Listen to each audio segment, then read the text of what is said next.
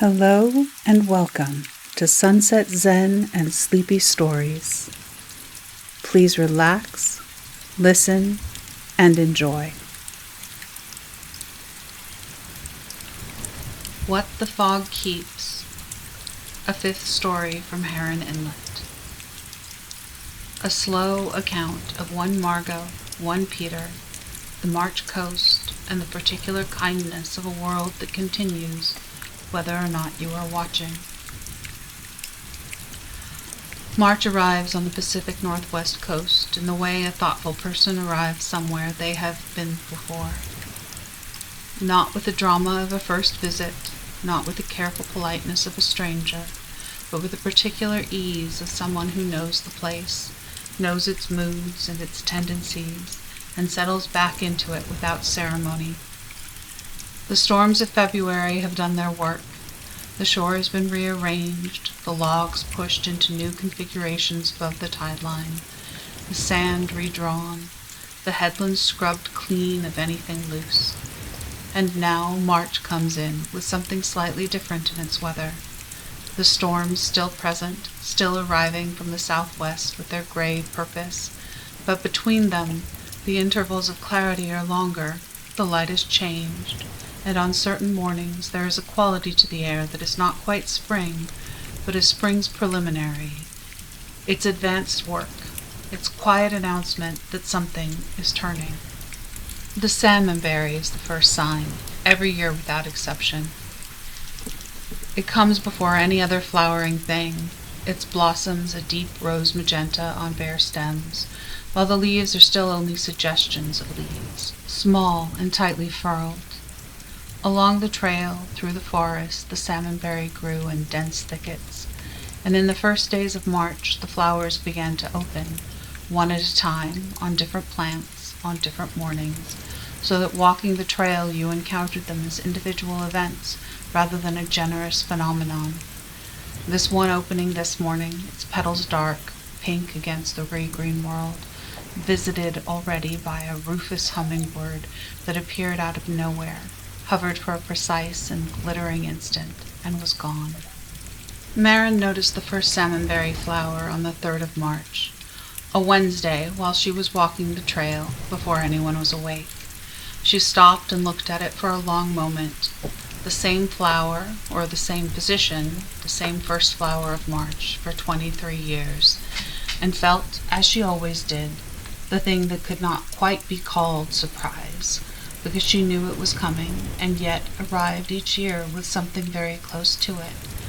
The flower was there, it was March, the world was turning, incrementally with the reliability of something that has been doing this for a very long time, and sees no reason to stop. Margot came on a Saturday. The rain that had been falling since Thursday, without pause, a low, gray, steady rain, that had the quality of something that had always been happening, and would perhaps always be happening, and did not feel, from inside it, like it would ever resolve into anything other than itself. She was 51 years old, and she had driven up from the city in the specific mood of someone who has agreed to something they are not entirely sure they are ready for, who has been persuaded by someone who loves them and has chosen to trust that person without fully sharing the conviction behind it. Her daughter had booked it. Her daughter was 23 and possessed of a certainty about what her mother needed that Margot found both irritating and, if she was honest, deeply moving, because it meant her daughter was paying attention, and being paid attention to, truly, by someone who loved you, was something Margot had been short of lately. She had been short of many things lately. She had spent the past 2 years caring for her mother through long and difficult illness, and then through the longer and more difficult process of dying. And now the dying was done, and her mother was gone, and the caregiving was done, and Margot was standing in the cleared space left behind it, with no idea what to do with her hands or her days or the particular silence of a life that has been organized around necessity for so long that the absence of necessity felt not like freedom, but like a room emptied of furniture, the same walls, the same floor, but somehow both larger and less habitable than before. She found the house by the hand-drawn map her daughter had printed and tucked into her bag without telling her, which she found when she was looking for her phone, which made her eyes sting briefly in the car, in the dark, in the rain. The fallen madrone, the fork, the gate that was always open. And then the lights of the house through the rain, and Marin on the porch, and the door opening to a warmth and the smell of something slow and good on the stove. A soup, she would learn, made from the last of the winter squash and a long-cooked chicken stock, and ginger blended smooth and the color of deep amber, and the fire and the rain on the windows from the inside, which was entirely different from the rain on the windows from the outside. And she set her bag down and stood in the middle of the kitchen and breathed, and felt in the simplest possible way that she had been right to come. Peter arrived the following morning in a brief window between rain systems, when the sky lightened to a pale pewter and the air had the washed, clarified quality that follows a long rain. He was 60 years old, a recently retired architect who had spent 35 years thinking about the relationship between built space and human feeling, about how rooms shaped mood, how light entered and changed the nature of things, how the proportions of a ceiling or the placement of a window could make a person feel held or expansive or grounded, and who found, now that he was retired, that he was living in his own apartment with none of these things properly attended to, because he had designed spaces for other people for so long that his own had been left to happen without him. He had come here on the recommendation from a former colleague, who had said over coffee, simply, "You need to go somewhere that was made by someone who understands how rooms work." He had taken the recommendation without asking further questions, because his colleague was not a person who said imprecise things. He came in from the gray morning and stood in the kitchen doorway and looked at the room, the proportions of it, the low beams, the way the light came in from the east-facing windows at this hour and struck the copper pots on their hooks, and the white dishes on the open shelves, and the surface of the long table with its worn patina of decades. And something in him, something professional and also personal, that had been looking for this particular arrangement of things without knowing it, settled quietly into recognition. "This room," he said, not to Marin exactly, but to the room itself. Marin, who was at the counter doing something with dried beans, looked up briefly. "It faces east," she said. "Morning light on a kitchen is important." She looked at the room herself for a moment, as though seeing it with him. "The ceiling is lower than you'd expect. I kept it that way on purpose." "It makes it safer," Peter said. "Yes," said Marin, and went back to her beans. That first evening, Marin served the squash soup in wide, shallow bowls, with a swirl of creme fraiche and a scattering of toasted pepitas, and a drizzle of chili oil she made herself in the autumn when the dried chilies came from a farm stand 2 towns north, deep, red, and smoky, just enough heat to remind you the warmth was real. Alongside, a dark rye bread that she had made that afternoon, dense and slightly sour, spread with butter she had left out all day to soften, and worked with a little fleur de sel and fresh thyme so that it tasted of herbs and the sea. They ate in a companionable quiet, the three of them, the fire doing its steady work and the rain returning to the windows in its reliable way, and the night pressing up against the glass from outside and making the kitchen feel, in contrast, very warm and very specific and very present, which was what good rooms did, Peter thought, made you more aware of being where you were rather than somewhere else, made the particular location of your body a matter of interest rather than indifference. Margot ate slowly and did not talk much, which Marin seemed to find entirely acceptable. Peter talked a little, about the drive, about the coast, about the way the light had looked as he came down the lane, and Marin listened and said a word here and there, refilled the soup without asking, and the evening went by in this way, gently, like a room filling with good air. The next morning the rain had stopped, but the fog had come in. A thick, low coastal fog that sat on the inlet and in the forest, and the house itself like a held breath, eliminating the middle distance entirely and bringing the near world into heightened, almost tender focus. The cedar near the kitchen door was very vivid. The kale in the garden beds was very dark. The 3 herons that usually stood at intervals along the far bank of the inlet were invisible. The far bank was invisible, and the inlet itself was gone, replaced by a soft white nothing that began approximately 20 feet from the kitchen window and extended to wherever fog extended when it had nothing to stop it. Margot stood at the window with her first coffee and looked at the fog and felt, unexpectedly, that she liked it. She had spent 2 years being hyper-aware of the large picture, the prognosis, the trajectory, what was coming, what it would look like, how long. She had spent 2 years in the exhausting, forward-looking mode of the caregiver, always the next thing, always the preparation, always the management of what was approaching. The fog removed the large picture entirely and left only the immediate, the cedar, the kale. Rain on the window glass from last night still gathered in slow drops along the lower edge of each pane. The smell of coffee, the warmth from the fire in the next room. Only this, only near. She thought, perhaps this is what I need. Just this much, just this far.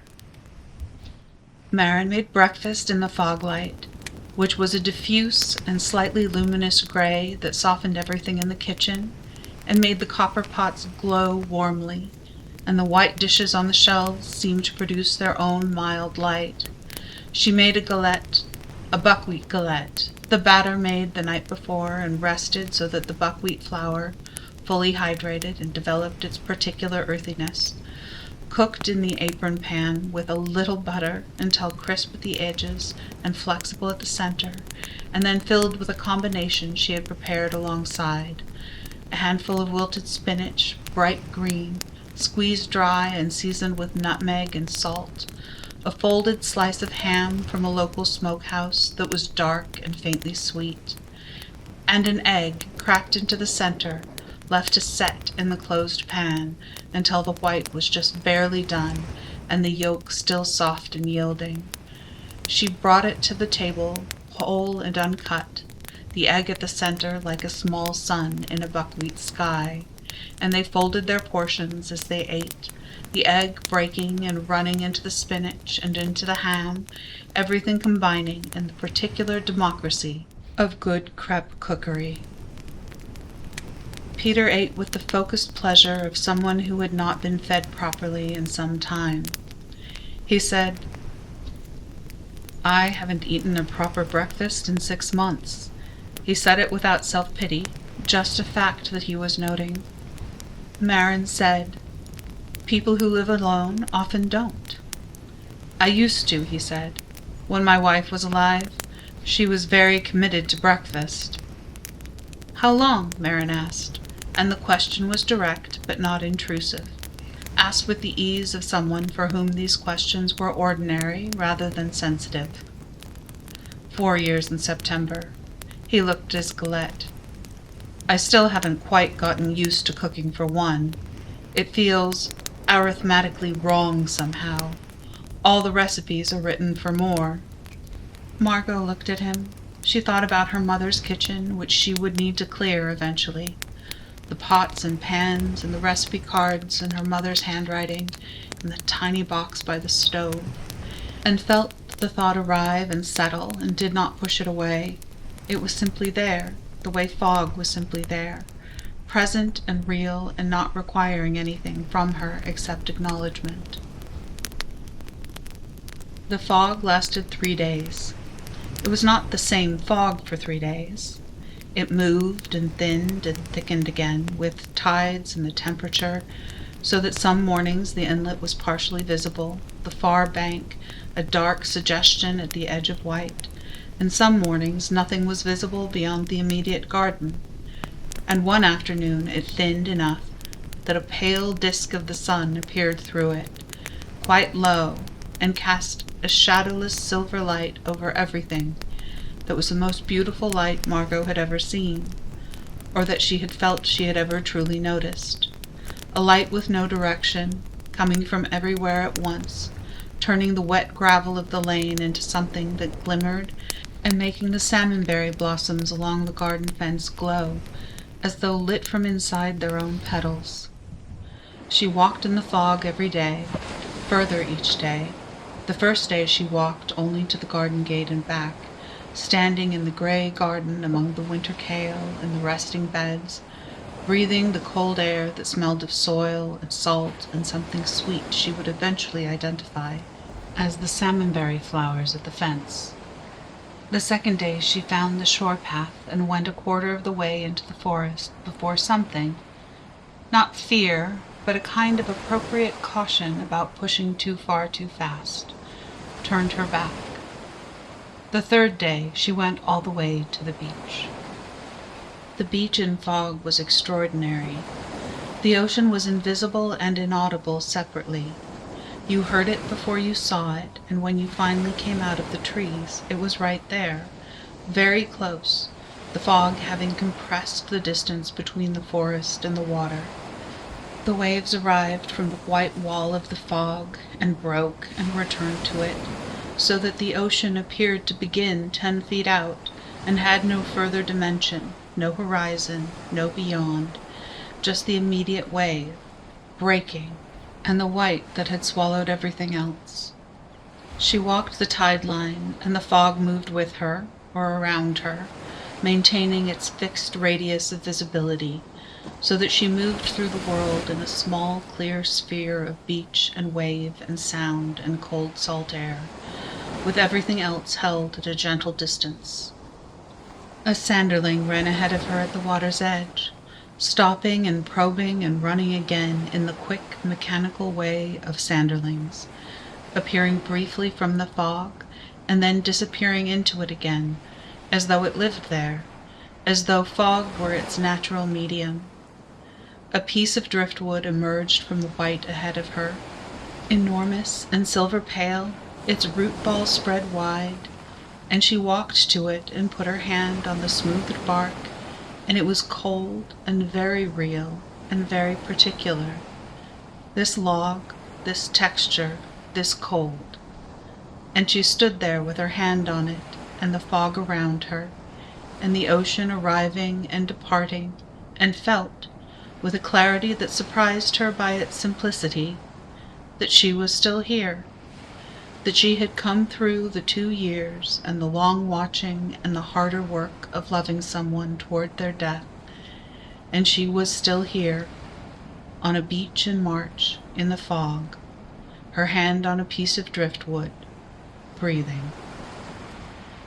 This seemed, this morning, sufficient and remarkable in equal measure. Peter spent the fog days mostly at the house, reading and looking at rooms. He was not a restless person by nature, and the fog did not trouble him. He was accustomed to sitting inside weather, had spent a career considering how weather and light entered rooms and changed them, and he had found the fog light in Marin's house a study he could not stop conducting. The way it came in differently at each hour through the windows, the way the kitchen in fog light was a completely different room than the kitchen in rain light, which was different again from the rare direct light of sun. The rooms were unchanged and entirely changed by what came through their windows, which was, he had always thought, the essential truth of architecture. A room is not a fixed thing, but a continuously revised one, revised by light and season and the particular human who is in it at any given moment.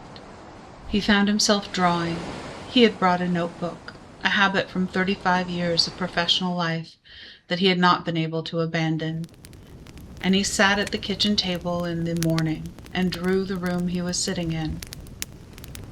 Not an architectural drawing, not technical documents, just the observation of a person who looks at rooms the way other people look at faces, for expression, for what they reveal, for the way they change with the light and the hour. He drew the window with the copper pots below it. He drew the long table from the end, its perspective lines converging toward the fire. He drew the beam above the counter and the bundles of herbs hanging from it, and the way the fog light made the dried lavender look almost silver. He drew the door to the pantry slightly ajar, the darkness inside it a perfect counterpoint to the gray light of the kitchen. Marin noticed the drawings without commenting on them for 2 days, and on the third morning she set up a cup of tea beside his notebook and looked, briefly and without asking, at the drawing he was making. The kitchen window from inside, the fog pressing against the glass from outside, the copper pots in their row, and said, "My grandmother built this kitchen." Peter looked up. "She was not an architect," Marin continued, going back to the stove, "but she understood rooms. She always said a kitchen should feel like the inside of a cupped hand." She paused, considering the pan she was warming, warm and held slightly smaller than the rest of the world. Peter looked at the room. He thought, yes, that's exactly what this room is. And then he thought about his own apartment, which was none of those things, which was large and full of light and proportioned with great correctness, and felt, when he came home to it in the evening, like a very well-made container for a person who was not quite there. "I need to change my apartment," he said. He said it with the decisiveness of a person who has just understood something they had been looking at from the wrong angle for a long time. Marin said nothing, but he could see from where he sat the slight shift of her shoulders that suggested she had heard exactly what he meant. On the third fog morning, Margot came back from the beach to find Peter still at the table with his notebook, and Marin doing something with onions at the counter, a long, slow sofrito that would become the foundation of whatever the afternoon was going to produce. And she sat down across from Peter and looked at his drawings. He turned the notebook so she could see them more easily without being asked, in the way of someone comfortable with their work being looked at. She looked at them for a while. They were quiet drawings, she thought, observant without being busy, capturing the rooms in a way that made them look as they felt rather than as they were measured. "You see the rooms the way some people see faces," she said. He considered this. Rooms are faces in a way. They express the person who made them. Margot thought about her mother's house, which expressed her mother in every surface. The wallpaper she had chosen in 1987 and never changed because she loved it still. The photographs arranged just so on the hall table. The particular way the kitchen window looked over the back garden that her mother had looked out of every morning for 40 years. "I have to clear my mother's house," she said. "When I get back, I've been putting it off." "Of course you have," said Peter, without judgment, just as a statement of reasonable human behavior.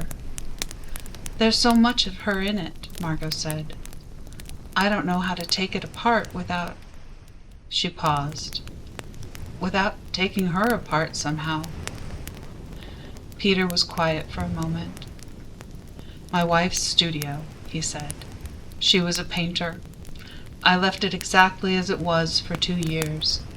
Everything where she had left it, a half-finished canvas on the easel." He looked at his own drawing. "Then one morning I went in, and I sat in the middle of it, in the chair she always used, and I looked at all of it, really looked, the way she looked at things, and I thought, She would hate this. She would hate for this room to become a museum. He turned a page. So I didn't take it apart. I used it. I set up my own drawing table in there. I draw in it now, in the mornings, with the light she chose. He paused. She's still in it.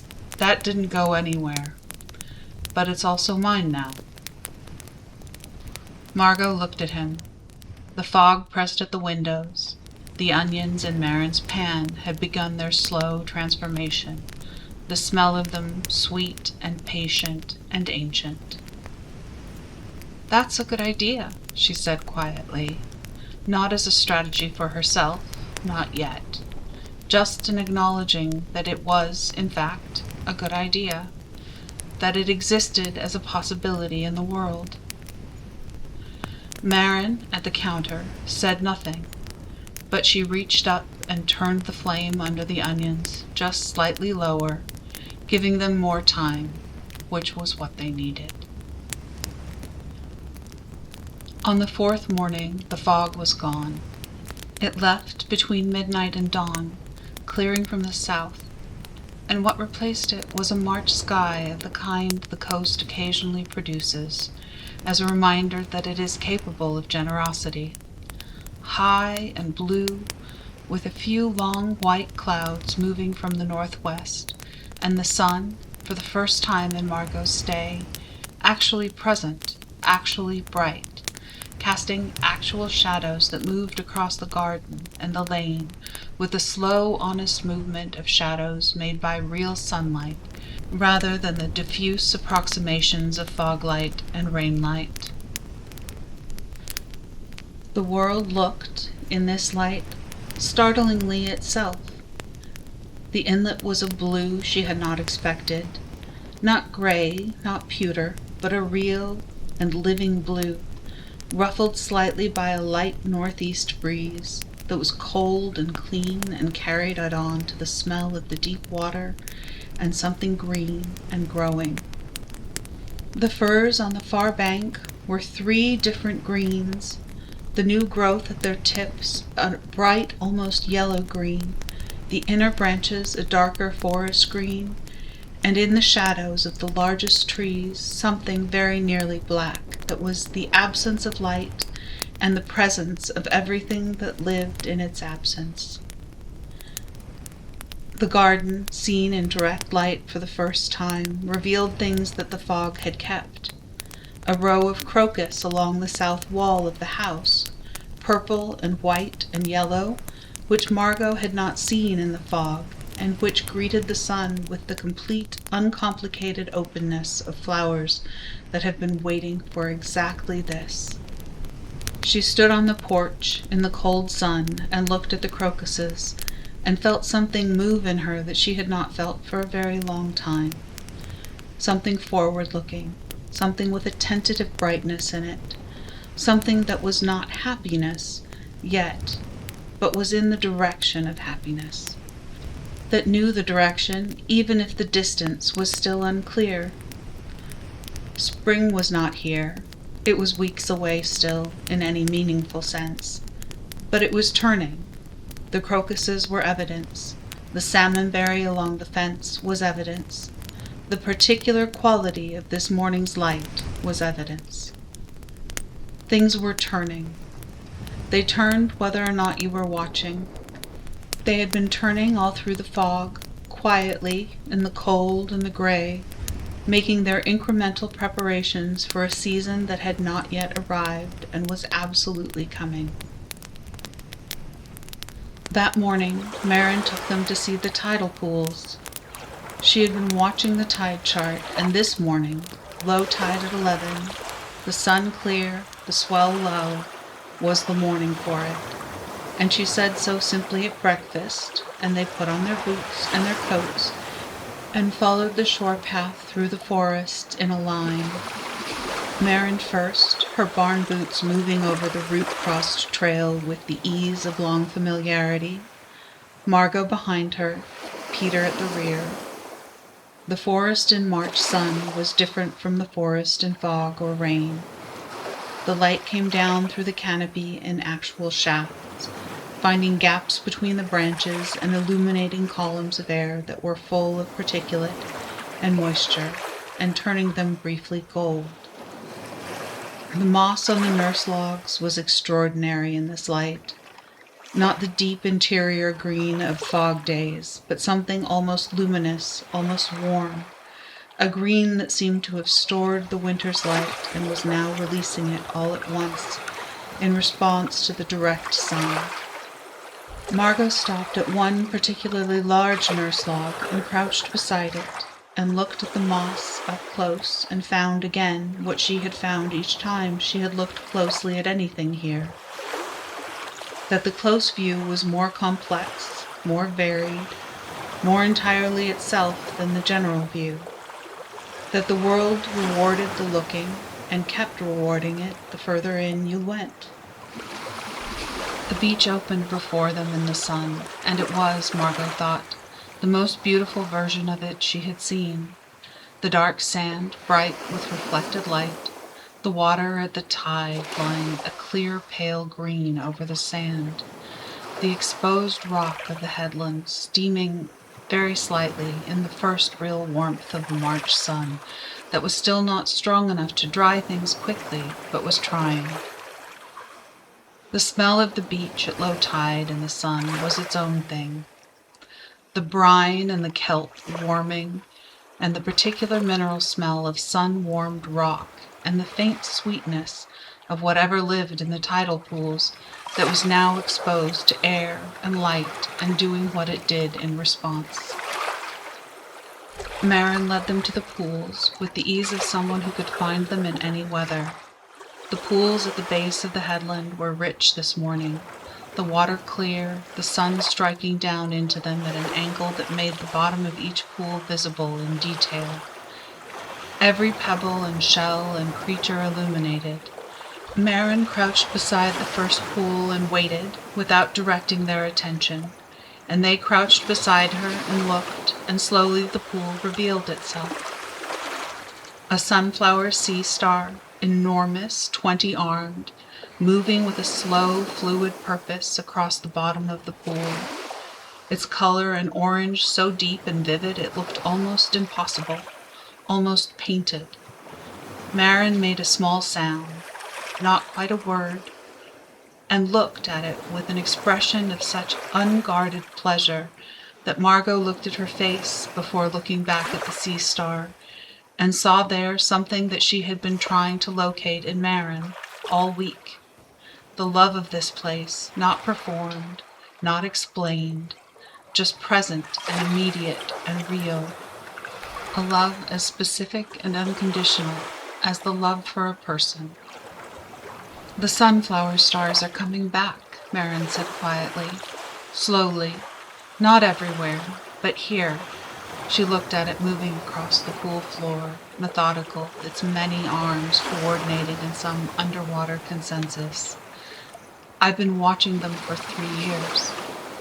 They watched the sea star for several minutes without speaking.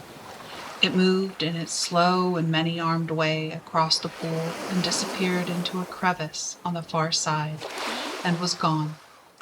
And the pool went back to being what it had been before.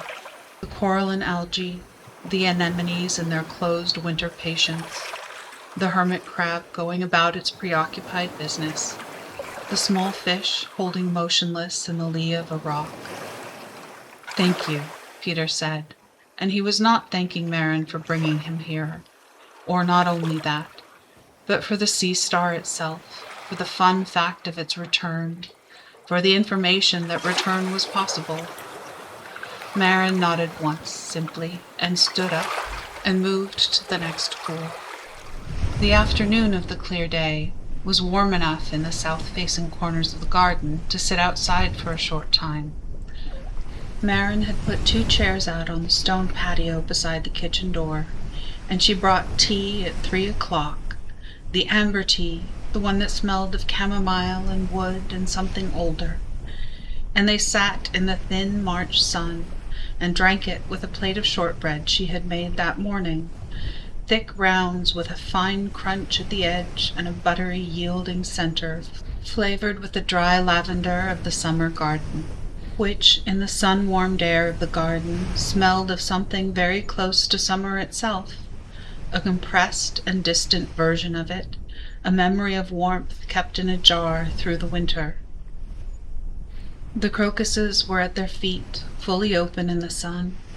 A rufous hummingbird appeared, the same one perhaps, or another of its kind, and moved through the salmonberry flowers along the fence with a precision that was almost mechanical and a beauty that was entirely not, hovering for a half a second at each flower, its throat flashing copper in the sun, and then it was gone, over the fence and into the forest, and there was brief, charged absence in the air where it had been. "I want to have a garden," Margot said. She had not known this until she said it. Or rather, she had known it in some part of herself that had not recently been consulted. "I've been living in an apartment for 8 years. I want a garden." "What kind?" Marin asked. Margot thought. "The kind with things that come back every year," she said. "The kind where you plant something and wait and it surprises you." "Perennials," Marin said, "and bulbs. You plant bulbs in October and then forget about them, and then March comes." She looked at the crocuses. "It is a very good arrangement." Peter had his notebook open, but was not drawing. He was looking at the garden with his architect's eye, and also with something less professional, something more simply fond. "My wife planted everything in our garden," he said.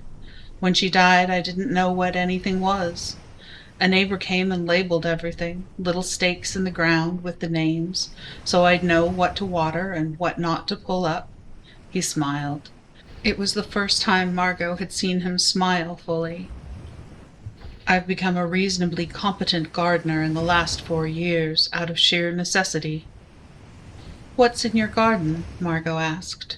"Roses, several kinds. They were hers, and now they're mine, and they're very opinionated about pruning." He turned a page in the book. "Peonies that bloom for 10 days in June and are worth every other day of the year. A Japanese maple that was small when she planted it and is now large enough to sit under." He paused. "Sitting under it feels like sitting with her. I don't say that to be sentimental. It just does." The sun moved behind one of the long white clouds, and the garden cooled briefly, and then the sun returned, and the crocuses opened themselves a little further, which seemed impossible given how open they already were. "The things they grew," Margot said, mostly to herself. "My mother grew sweet peas every summer. She started them in February in a little tray on the south windowsill. Every February for as long as I could remember." She held her teacup. "I found the tray in January, after. She had started seeds in it." She stopped. Nobody spoke for a moment. The garden held them, the sun on their faces, the smell of the lavender shortbread, and the cold, clean air, and the salmonberry flowers. "Did they germinate?" Peter asked quietly. "Yes," said Margot. "I didn't know what to do, so I just kept watering them." A pause. "They're still on the windowsill. I'm going to plant them in her garden in May." Marin, who had been listening with her eyes on the crocuses, said nothing, but she reached over and filled Margot's teacup from the pot she had set on the stone bench, and the warmth of the cup in Margot's hands was steady and real and present, and was sufficient. That evening Marin cooked a dinner that took the whole afternoon to become itself. It began in the early afternoon when she put a piece of lamb shoulder into a heavy pot with olive oil and let it color slowly on all sides, turning it without rushing it, letting each surface develop its crust in the unhurried way that a good browning requires. Then onions, cut large, and carrots, and a whole head of garlic broken into cloves still in their skins. and a handful of dried apricots from the pantry that would cook down to something jammy and sweet and provide the low background note that lamb with dried fruit has been providing since someone in the ancient world first combined them and discovered the truth of the pairing. Then a can of whole tomatoes, which she crushed with her hand into the pot, a gesture Peter watched from the doorway with the appreciation of someone watching a person do something that they have done 10,000 times. A cup of red wine, and a cup of lamb stock, and a cinnamon stick, and 2 bay leaves, and a few sprigs of fresh thyme tied together. Then the lid went on, low heat, and the afternoon began its slow, aromatic work. An hour later she made a bowl of couscous, fine couscous, which she poured boiling water over in a specific ratio, and then covered, let stand, and then uncovered and raked through with a fork to separate the grains, adding olive oil and a little butter and a generous print of saffron she had dissolved in warm water, which turned the whole bowl a deep golden yellow, and a handful of flaked almonds toasted in a dry pan until golden, and the plumped raisins that had been soaking in orange juice since morning.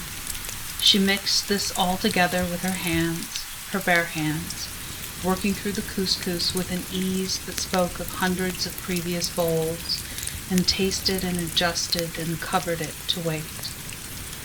The smell that had been building all afternoon was by now something extravagant.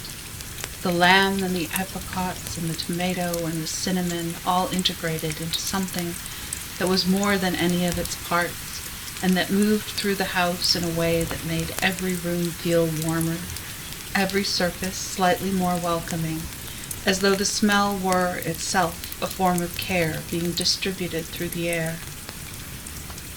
At 7 she lifted the lid from the lamb, and the meat fell from the bone where she nudged it with a spoon, the collagen having long since converted to gelatin, and the whole thing having given itself up to tenderness in a way that only a very long cooking achieves. She lifted the meat to a board and shredded it loosely, pulling it apart with 2 forks, with the attention of someone who understands that this is the last step. It's not mechanical, but careful, not destroyed, but open. And then folded it back into the sauce, which she tasted and adjusted, adding a little lemon juice at the very end to lift everything, to remind all of the deep, slow flavors that they were still alive. She served it over the saffron couscous in a wide, shallow bowls, the lamb dark and rich against the golden grain, and scattered over the top fresh cilantro, which brought a green brightness that cut through the heaviness of the braise, and a spoonful of harissa she kept in a jar in the pantry, which each person could add as they wanted, the heat optional, the color a vivid orange, beside the dark meat and the gold couscous. They ate for a long time. The fire burned. The March evening pressed at the windows, and the candles Marin had lit on the table threw their warm mathematics across the ceiling and the walls. Peter ate with complete attention, as though eating were a form of looking, which, in a way, it was, as though each bite were a detail he was studying.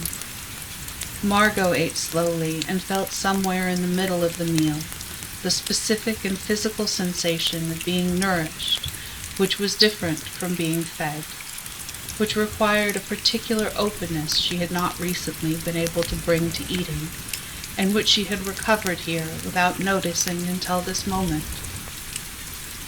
"Tell me about the worst thing you've made," Peter said to Marin in the middle of the meal, the tone of someone genuinely curious rather than challenging.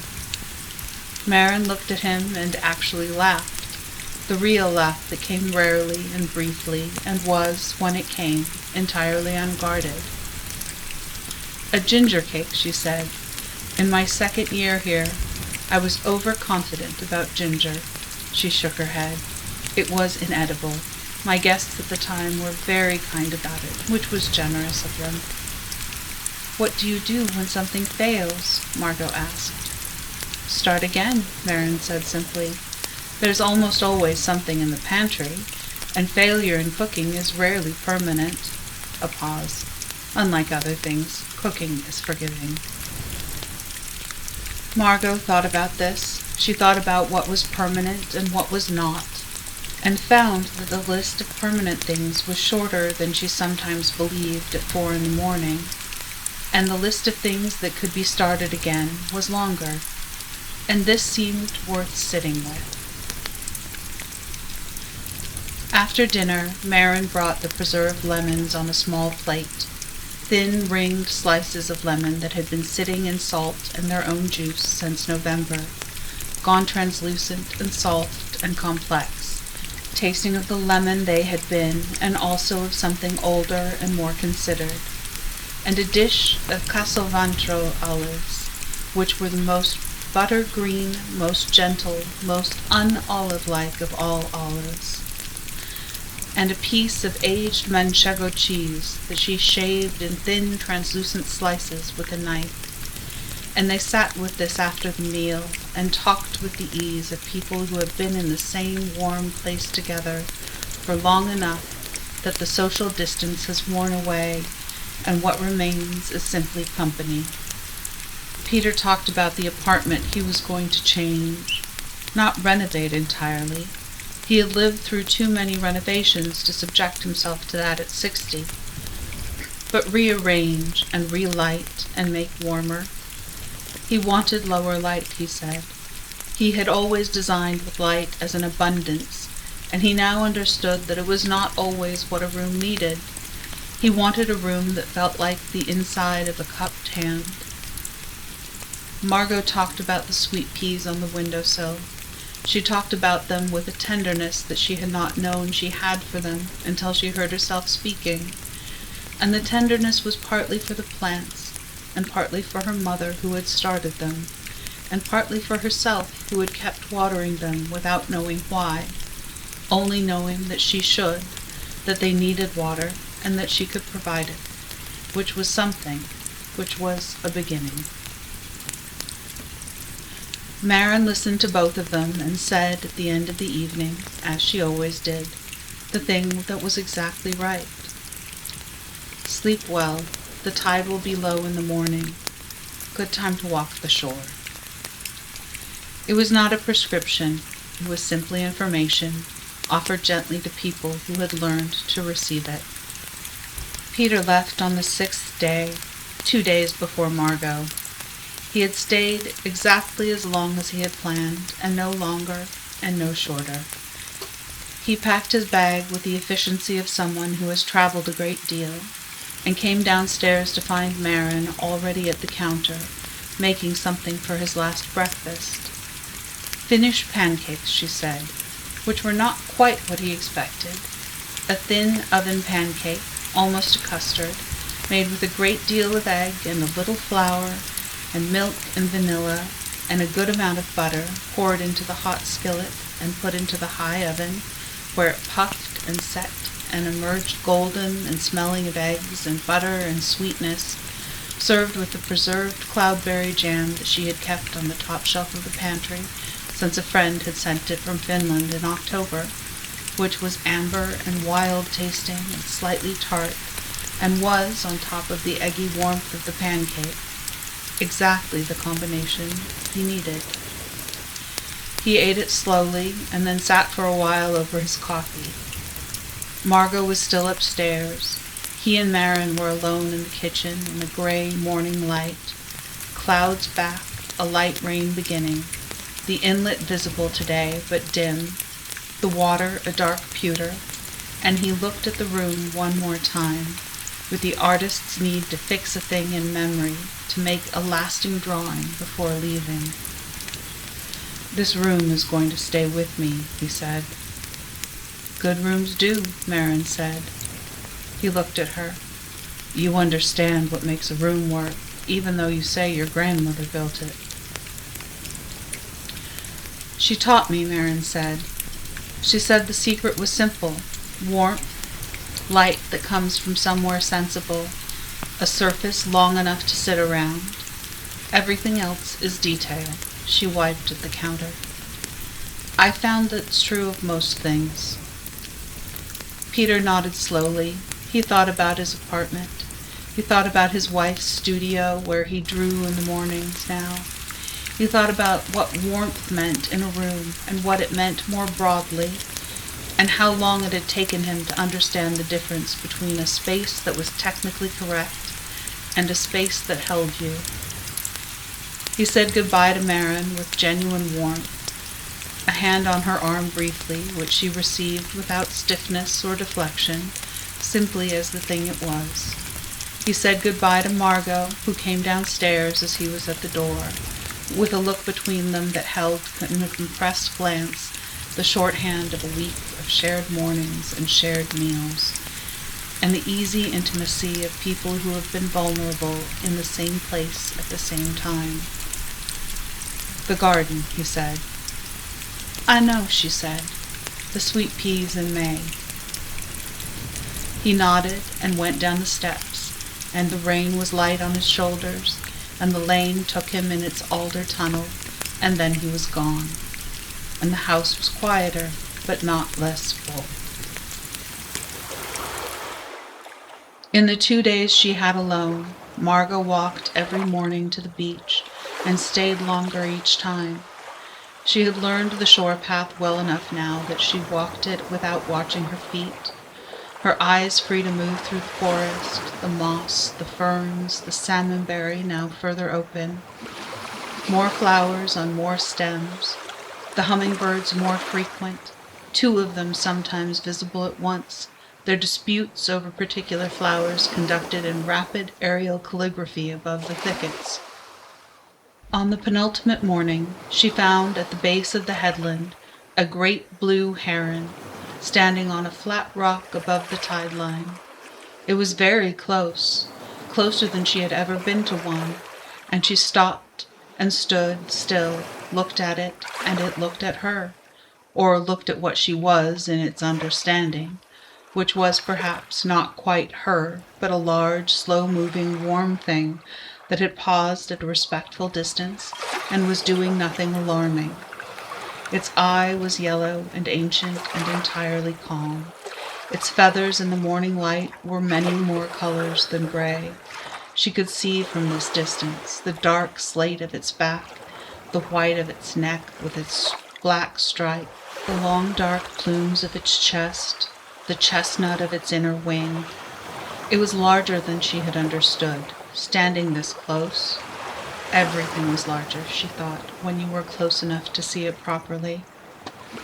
They regarded each other for a long moment, the woman and the heron, in the March morning on the Pacific Northwest coast, with the rain beginning again overhead and the ocean arriving and departing at the base of the rocks below them, and the forest dark and dense behind her. Then the heron, with a slowness that was not reluctance, but simply its own pace, opened its wings, enormous, 6 feet across, each primary feather distinct against the gray sky, and lifted from the rock and rose over the water, and turned south and flew low along the shore, and was gone into the morning. Margot stood where she was for a while longer.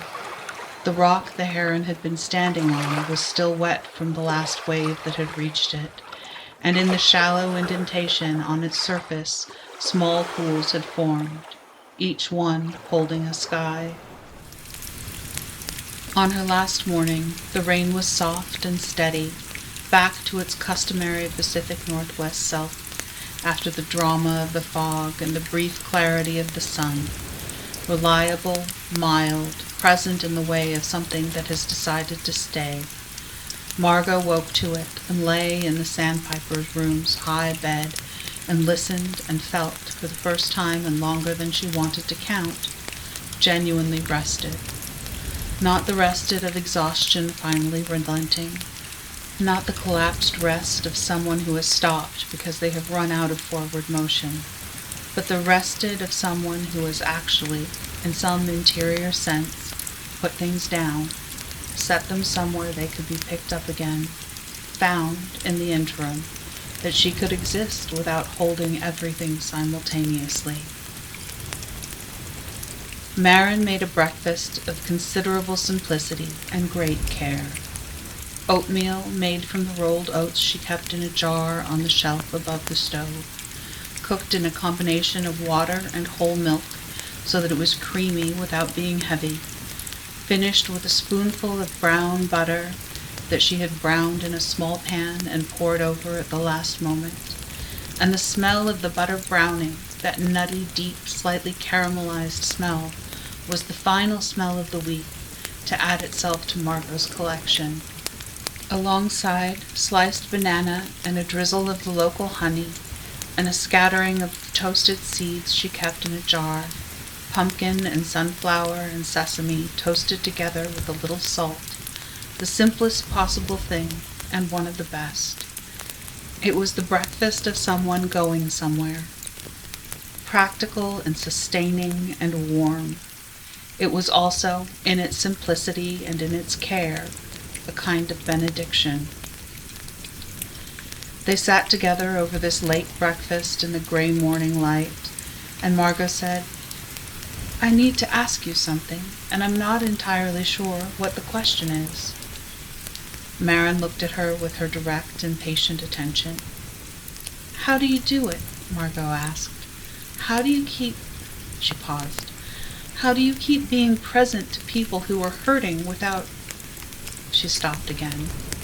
She realized, asking something that was also about herself, about the 6 years of nursing her mother through her dying, and whether she had been present the right way, and whether she had given too much or not enough, and whether the particular exhaustion she carried was a sign of having done it well or having done it wrong. Marin was quiet for a moment. She poured herself more tea from the pot, and held the cup, and looked at the inlet where the rain was making its 10,000 circles on the surface of the water, each one perfect and each one brief. "I don't think the question is how to be present without it costing you," she said finally. "I think it always costs something. The cost is part of it. It means you are actually there." She looked at Margot. "The question is whether you have somewhere to go afterward, somewhere that fills you back up." She looked around the kitchen briefly with the eyes of someone seeing their own life accurately. "This is mine." Margot felt the words arrive and settle. The cost means you were actually there. She had been there. For 6 years she had been entirely, exhaustingly, lovingly there. And the cost was real, and she had paid it. And the paying of it was not a mistake or a failure, but evidence. Evidence of presence, of love, of 6 years of showing up completely. She felt something release in her chest that had been held a long time. Not grief. Grief was still there and would be for a long time, and that was right. But something adjacent to grief, some shame she had not named, that she had carried for being tired, for needing this, for not knowing what to do next. It released quietly, without drama, the way a fist opens when it finally, simply has no reason to stay closed. "I need to find my somewhere," she said. "You will," said Marin, and then, "You might already have some idea." Margot thought about the sweet peas on the windowsill. She thought about what a garden asked of you, the regular attention, the patient waiting, the way it gave back in its own time and not yours.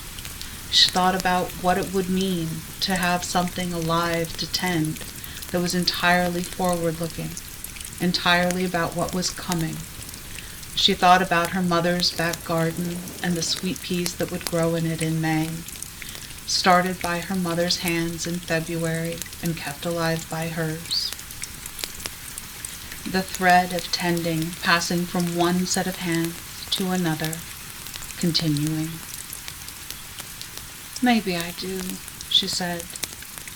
Maren nodded once, as though this confirmed something she had thought since the second day, and stood up and went to the stove to put a kettle on for one more cup, which was the kindest possible way to make it clear that there was no hurry, that the morning was not ending yet, that there was still time to sit in the warmth of this particular kitchen and let the rain do what rain does, and the inlet go on being the inlet, and the day begin itself at whatever pace it chose.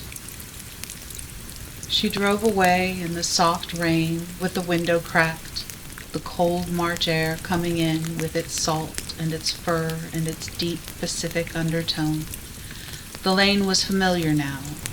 The alder tunnel, the catkins shaking in the light rain, the fallen madrone, the fork, the gate, and then the road, and then the highway, and then the valley opening up around her, broader and drier, the rain still falling, but different rain, valley rain, softer and less oceanic. She drove south with the sweet peas on her mind, and her mother's garden, and the heron lifting from its rock on great gray wings, and she thought about the way March turned incrementally towards April, and April toward May, and May toward the sweet peas in full flower, climbing the strings her mother had always put up along the south fence, the colors her mother had always chosen, the deep purples, the pale lavenders, and the pinks, and the one she called a painted lady, which was ivory flushed with rose, and she thought, I will plant them there, I will water them there, I will sit in the garden in June and look at them, and they will be hers and mine at once, which is how things go, which is how they keep going. The rain fell, the highway ran south between the trees. The ocean was somewhere to the west, behind the coast range, going about its eternal work. She felt like someone who has been given back to herself, not a different self, not a better self, just herself found again in the place she had been set down, waiting with the patience of crocuses in the cold soil for the morning when it would be warm enough to open. At the house at Heron Inlet, Maren tidied the sandpiper room and opened the window for a while to let the fresh March air through, which smelled of rain and salmonberry and the cold, deep water of the inlet. She remade the bed with clean linens and folded a fresh quilt at the foot and set a new sprig of rosemary on the bedside table and a fresh glass of water. She did this with the unhurried thoroughness of someone who understood that a room being made ready was itself a form of hope, the optimistic act of preparing for whoever would need it next, whoever the lane would bring, in whatever weather, carrying whatever they had come to set down for a while. In the garden, the crocuses had closed for the evening, their petals folded inwards, keeping the warmth until morning. The salmonberry flowers nodded in the light rain. Somewhere in the hemlock at the edge of the forest, a varied thrush called once, its long, ringing single note, the one that sounds like a question that does not require an answer, and was silent. The fire in the hearth burned low and steady. The kettle on the stove held its warmth. The lane was empty and wet and dark under the alders, the catkins trembling in the rain, the gate at the far end standing open as it always stood, as it had always stood, patient and unlatched and entirely without conditions. The inlet breathed, the ocean beyond the trees continued. The rain fell on all of it equally, on the old house and the young salmonberry and the nurse logs slowly becoming soil, and the tide pools and the dark sand of the beach, and the deep water that stretched away to the horizon and past it, patient and enormous and entirely, generously itself. The light was on in Marin's kitchen. There was always room.